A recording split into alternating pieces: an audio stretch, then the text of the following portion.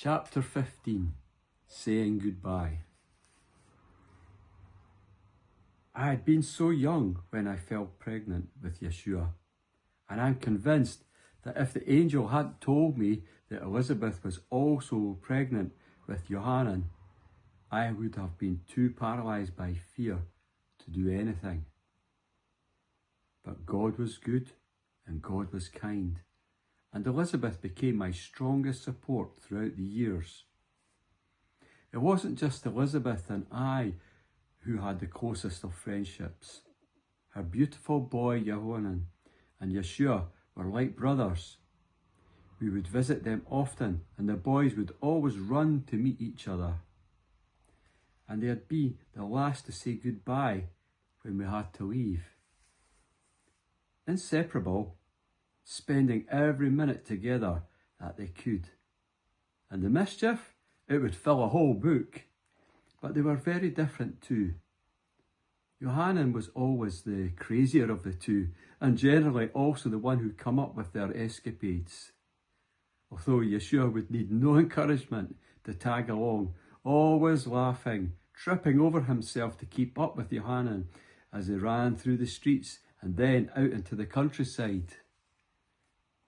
And they'd be away for hours. One time they were away all night too, but we were less worried this time. I knew they were together, and Johanan had always been able to find water, food and shelter in 100 different ways, even as a child. The pair would invariably return, filthy, covered in dust and dirt, and still laughing. They would attack the kitchen, eat enough for 4 men, then fall asleep on the floor.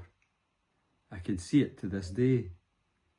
As they grew older, Johanan would be the one endlessly telling stories and jokes. Yeshua was quieter, more of an observer. I would say, though, that he was the rock who gave Johanan the confidence to shine. Joseph always liked to riff with Yeshua and tried to blame him for the troubles and scrapes the pair of them got into. And Johanan was always happy to let Yeshua take the blame. Those were the happiest days. To everyone else, the pair were just like any other cousins. It was assumed that they would walk in their father's footsteps and learn their respective trades. It looked like Yeshua would follow Joseph and become a builder, and Johanan would become a priest. But it didn't work out that way for Johanan. Johanan didn't want to become a priest, especially as a teenager, when he started spending more and more time away from the city. He was a young man who truly hated formality, such as when Elizabeth tried to make him dress in smart clothes on Shabbat. As he grew, he spent longer and longer periods of time on his own, out in the desert. We all knew it was where he was the happiest. Meanwhile, Yeshua's life took an unexpected turn when Joseph fell ill and died. Losing his earthly father was agony for him.